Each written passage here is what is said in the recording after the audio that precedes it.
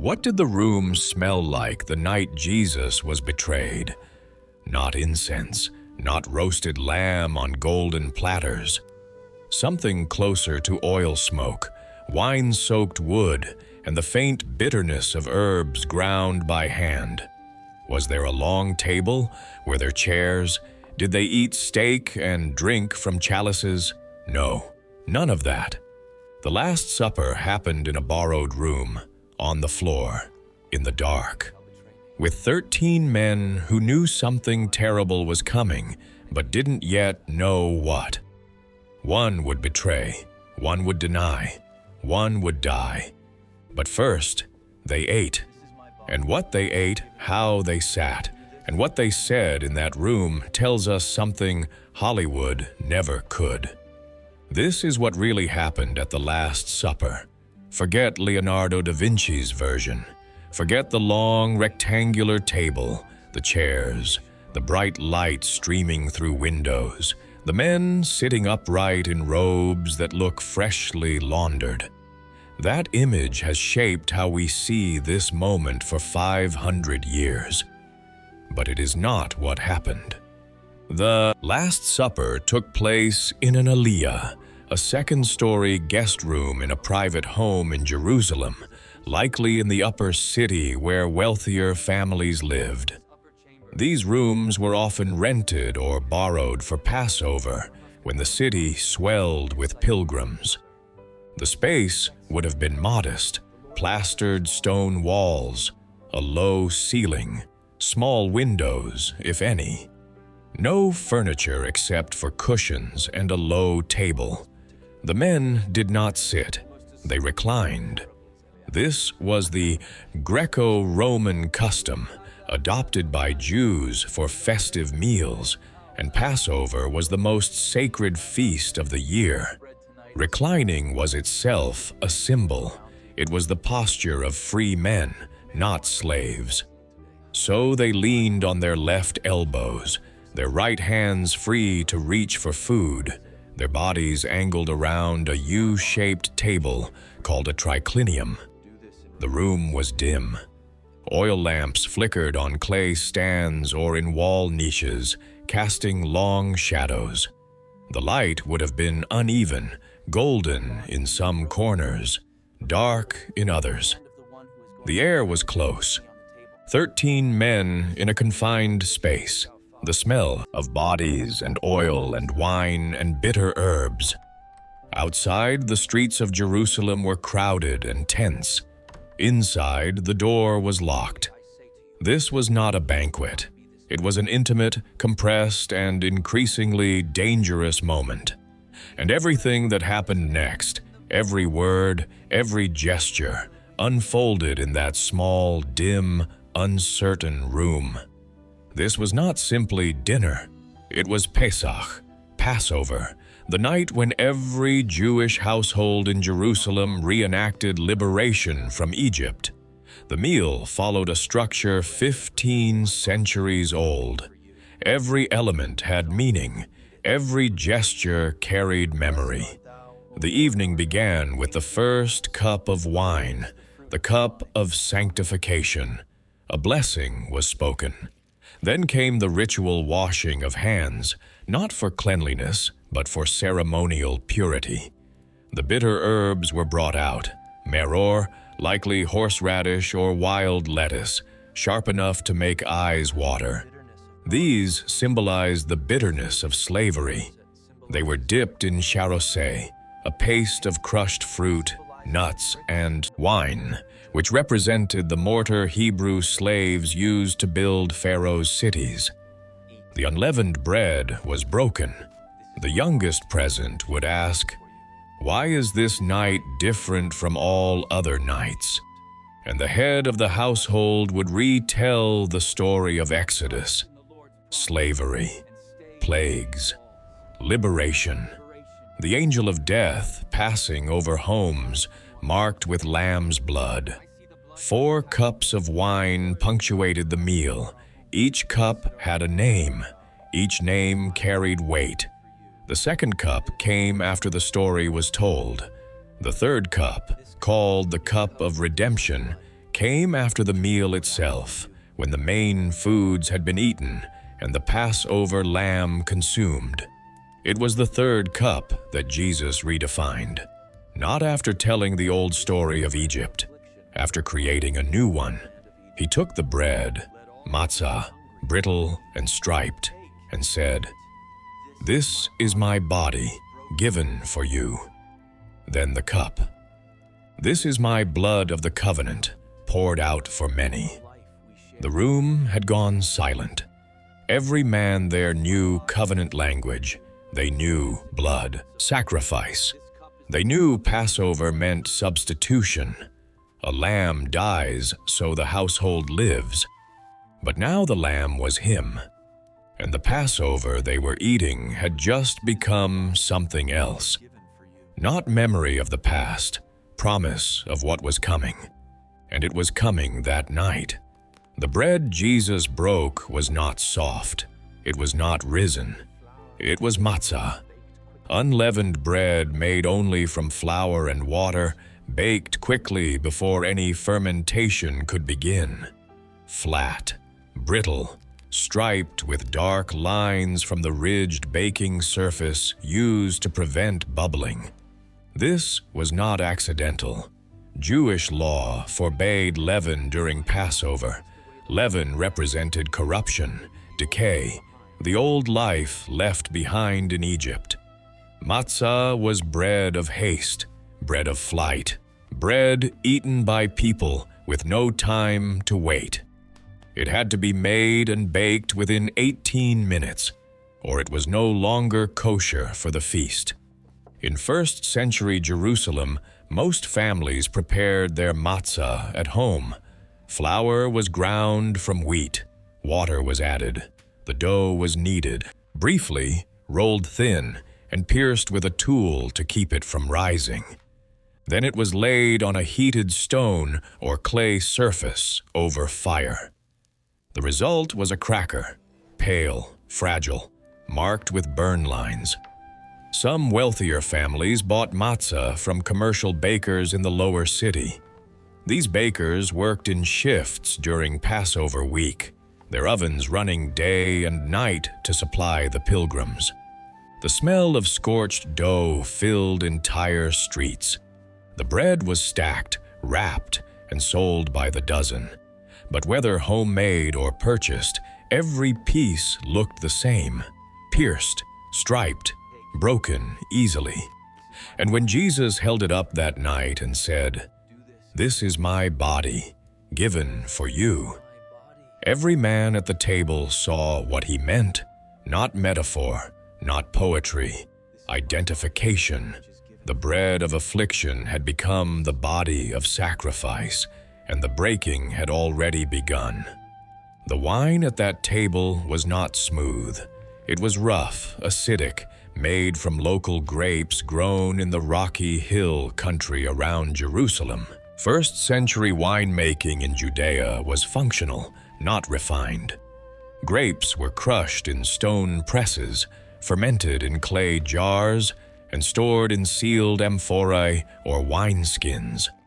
The result was often sharp, earthy, and unstable.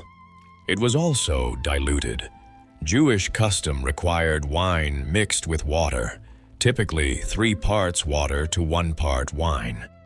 Drinking undiluted wine was considered barbaric, a sign of excess and loss of control.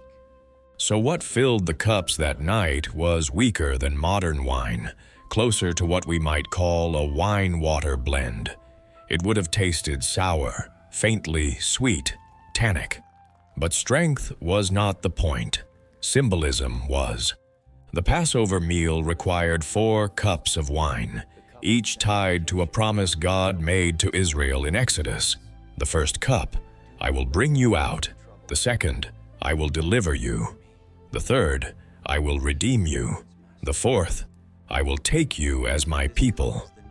It was the third cup, the cup of redemption, that Jesus lifted after the meal. He gave thanks as the ritual required.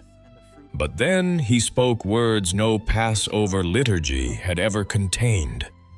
This cup is the new covenant in my blood. Not the old covenant of Sinai, not the blood of lambs on doorposts in Egypt. A new covenant, a new Passover, and the blood that sealed it would be his own. The cup passed from hand to hand, bitter, red, shared. They drank from the same vessel. And in doing so, they became participants in what was about to happen, not witnesses, partakers. There is a problem with the meal, and the problem is this. Where was the lamb? Passover required it. The Torah was explicit. Every household had to slaughter a yearling lamb on the afternoon of the 14th of Nisan, roast it whole over fire, and eat it that night with unleavened bread and bitter herbs. The lamb was not optional. It was the center of the meal. It was the reason for the meal. And yet the Gospels never mention it. Matthew, Mark, and Luke describe the bread and the wine. They record Jesus' words. They note the bitter herbs, the hymn sung afterward. But none of them say a word about lamb. John's Gospel complicates the timeline further. He places the crucifixion on the afternoon when the Passover lambs were being slaughtered in the temple, which would mean the Last Supper happened the night before Passover, not during it. So, which was it? If the meal took place on Passover night, as the Synoptic Gospels suggest, there should have been lamb on that table. Perhaps the Gospel writers omitted it because it was understood. Perhaps they considered it less significant than the bread and wine Jesus redefined. Or perhaps the silence is intentional. Perhaps the absence is the point. Because if there was no lamb on the table, it was because the lamb was at the table. Jesus did not eat the sacrifice. He became it. The Passover lamb died so the household would live. The lamb's blood marked the doorposts. The angel of death passed over. Substitution, blood for life, death in place of death. And now he was saying, I am that substitute, my blood, my body. The meal you are eating is pointing to me. The lamb they didn't eat was reclining among them, and within hours he would be slaughtered. Position mattered. In the Greco-Roman world, where you reclined at a meal was not random. It declared status, intimacy, trust. The host reclined at the center of the U-shaped table. To his right, the place of highest honor, usually reserved for the most respected guest or the closest friend. To his left, the second place of honor. The others arranged themselves along the outer edges according to rank, relationship, or invitation. At the Last Supper, John, the beloved disciple, reclined so close to Jesus that he could lean back against his chest. This was the posture of the honored position. When Peter wanted to ask Jesus a question, he had to signal John to do it, because John was near enough to speak without the others hearing. But Judas was also close. Close enough that when Jesus dipped bread into the dish and handed it to him, no one else understood what it meant. Close enough to receive food directly from the hand of the host, a gesture of friendship, even affection, in that culture. This is what makes the moment so terrible. Sharing food from the host's hand was an act of intimate favor. It said, "You are welcome at my table. You are safe here. I honor you." In the ancient Near East, to eat someone's bread created obligation. It meant loyalty. It meant protection. Betraying someone whose food you had eaten was among the darkest violations of social trust. And Jesus knew. He dipped the bread. He handed it to Judas. He looked him in the face, and he said, "What you are about to do, do quickly." Not anger, not accusation, permission, release, the terrible kindness of letting a man finish what he had already decided. Judas took the bread, he ate it, and then he left. John writes that it was night, not just outside, inside him.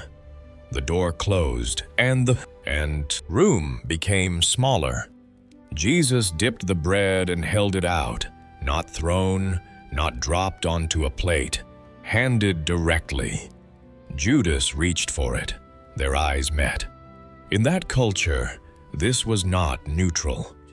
The host dipping food and offering it from his own hand was a gesture reserved for honored guests. It communicated closeness, favor, trust. To receive it meant acceptance. To betray the one who gave it was unthinkable, but both men knew what was coming. Jesus had already said it aloud. "One of you will betray me." The others had reacted with confusion, even panic. "Surely not I, Lord." They looked at each other. They did not look at Judas. He was still one of them, still trusted, still reclining at the table. And then came the bread, dipped in the bitter herbs, or perhaps the charosé, extended across the table. A final quiet offer, not exposure, not condemnation, something closer to permission. Judas took it. He chewed, he swallowed, and in that moment the room divided, not by seating, by decision. He had chosen. Jesus released him to it. What you are about to do, do quickly. Not a command, an acknowledgement. The betrayal was already in motion. The 30 pieces of silver already counted. The door was about to open, and Jesus would not stop him. He let him go. Judas stood. He walked to the door. He opened it. The night air rushed in, cool, damp, carrying the noise of the crowded city below. John writes simply, "And it was night." Not just outside, inside. The room felt smaller now. 12 men, not 13. The bread still on the table, the cup still passing. But something had broken that could not be mended. The betrayal had begun, and everything that followed, the garden, the arrest, the trial, the cross, was already set in motion. One man left, one man stayed, and the meal continued in the space he abandoned. They sang before they left. The Gospels record it in a single line. When they had sung a hymn, they went out to the Mount of Olives. One sentence, but that hymn was not incidental. It was required. Every Passover meal ended the same way. After the 4th cup was drunk, the household sang the Hallel, Psalms 115 through 118. These were songs of praise, sung for 15 centuries by every Jewish family observing the feast. The words were fixed, the melodies passed down, everyone knew them, but that night the words meant something different. "The Lord is my strength and my song. He has become my salvation." Sung by men who would scatter within hours. "I will not die, but live, and will proclaim what the Lord has done." Sung by the one who would die before morning. The stone the builders rejected has become the cornerstone. Sung in a room where the future cornerstone reclined among those who would soon abandon him. The singing was not loud, it was not triumphant. 13 men, now 12, chanting in unison in a dim room, their voices blending into the ancient cadence. Outside, the city noise continued. Pilgrims, merchants, temple guards preparing for night watch. But inside, The hymn rose and fell, each verse a declaration they did not yet fully understand. When the last psalm ended, they stood. They gathered their cloaks. The door opened again, not for betrayal this time, but for departure. They walked out into the narrow streets of Jerusalem, downhill toward the Kidron Valley, toward Gethsemane. The same hymn echoed from other homes, other families finishing their Passover meals, other voices singing the same words into the same dark. But only one group walked toward an olive grove where soldiers waited. Only one man knew what the next hours held. And the hymn they had just sung, songs of deliverance, of stones rejected, of death refused, would be fulfilled before the sun rose. Not the way they expected, not the way any Passover hymn had ever been fulfilled before. They sang, then they walked, and the night closed in around them. No golden chalices, no banquet hall, no long table with perfectly arranged plates and candles burning in silver stands. Just a borrowed room, cushions on the floor. Clay cups passed from hand to hand, bread that cracked when it broke, wine that tasted sour and sharp. 13 men reclining in dim light, oil lamps flickering against plastered stone walls. One left early. The door closed behind him. The others stayed. They ate. They sang. They walked into the dark. This was the Last Supper. Not the version we've seen in paintings or films. The real one. Raw, compressed, intimate.